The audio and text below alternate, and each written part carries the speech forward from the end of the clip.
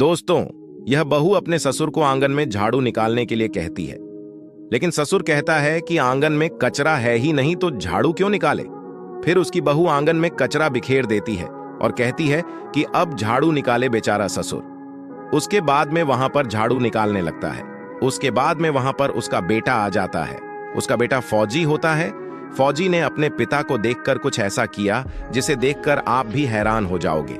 लेकिन उससे पहले अगर आपके मन में भी हमारे देश के जवान के लिए रिस्पेक्ट है तो इस वीडियो को लाइक करके चैनल को सब्सक्राइब करें और कमेंट में जय हिंद जरूर लिखें। बाद में फौजी अपनी बीवी को अपने घर से निकाल देता है क्योंकि उसकी बीवी ने उसके पिता के साथ बदतमीजी की थी।